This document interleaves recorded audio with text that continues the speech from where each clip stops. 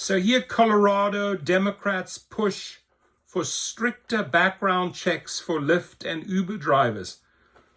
Why are we not including verification procedures for passengers? That's really where the real danger is, and where the big number of incidents occur.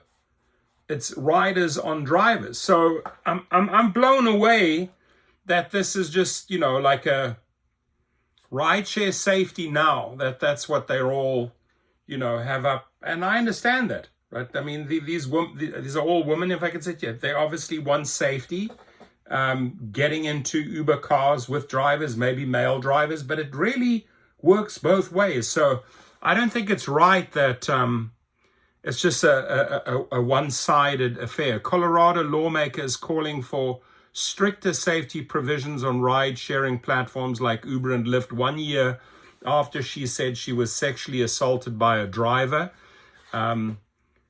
Representative Jenny Wilford, a North Glen Democrat, is sponsoring a consumer protection bill that would require stronger background checks, driver identity verification. How about proper rider identity verification and video recording during the drive?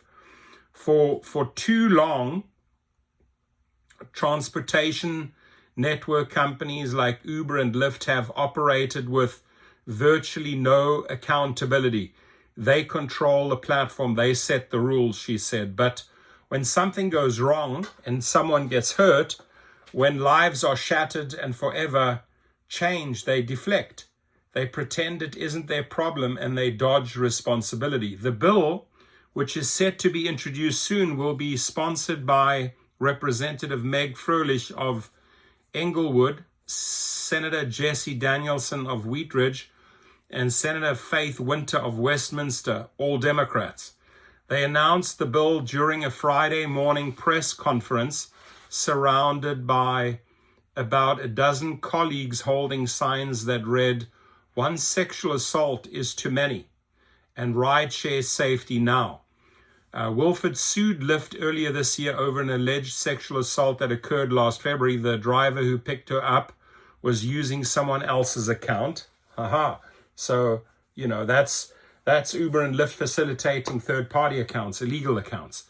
Wilford said, made inappropriate comments during the drive and assaulted her a short distance from her home.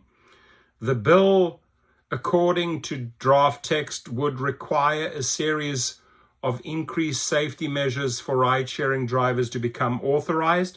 They would need to undergo a fingerprint-based criminal history record check versus the current name and social security number background checks ride-sharing companies currently prefer. Taxi and limousine drivers in Colorado are currently required to undergo a fingerprint background check. Ride-sharing drivers in New York must submit fingerprints, and a Boston City council is calling for a similar requirement after a recent alleged sexual assault in the city. The bill requires real background checks, not the easily manipulated name-based ones that these companies rely on, but fingerprint-based screenings, like we require in every other safety-critical industry that work with vulnerable populations, because you cannot fake fingerprints. Additionally, drivers would need to provide or need to prove that they are the one connected to the approved account when they picked up a rider, either through an in-vehicle dashboard camera, live selfie, biometric verification, or other method that effectively verifies their identity. The bill would also require continuous audio and video recording during rides with an opt-out provision. I mean, I would be all for continuous audio and video recording. I think that would, save a lot of the riffraff getting into the car if they knew, hey, this is mandatory. A 2024 survey from the U.S. Government Accountability Office found that about 37% of people consider security cameras in taxis and ride shares to be very important to safety. It would also set standards for the timeline and type of data and information a ride-sharing company would need to provide in the event of a Public Utilities Commission complaint or request from law enforcement.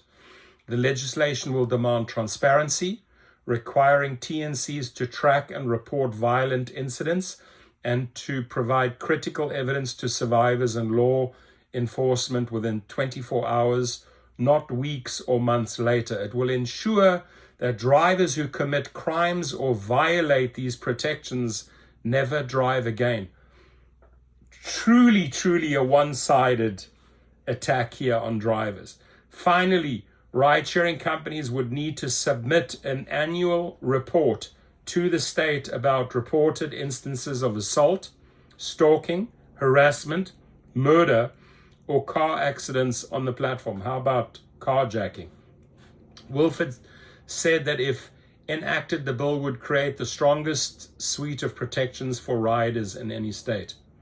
What about the protections for drivers? I mean, come on, man, seriously. Hit this person up in Colorado on X or on twitter.com and say, hey, what about the drivers? Got to be both ways. Ride-sharing companies claim that the unprecedented legislative proposal would jeopardize operations in Colorado. All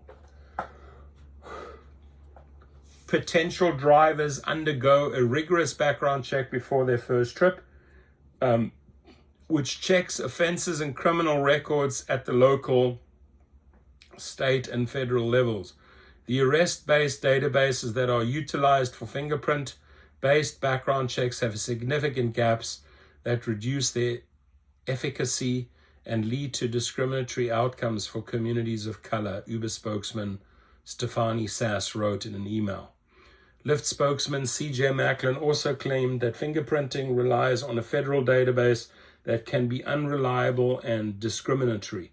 Safety is fundamental to Lyft, which is why we've worked to design policies and features that help protect both drivers and riders. This includes a dedicated around-the-clock safety response team. That doesn't work. A partnership with ADT. That doesn't work. To aid in emergencies, ongoing background check procedures, and working with leading national organizations to inform our safety policies. We are always striving to improve safety. That's a lie. And look forward to engaging lawmakers further on this important issue, they wrote in an email.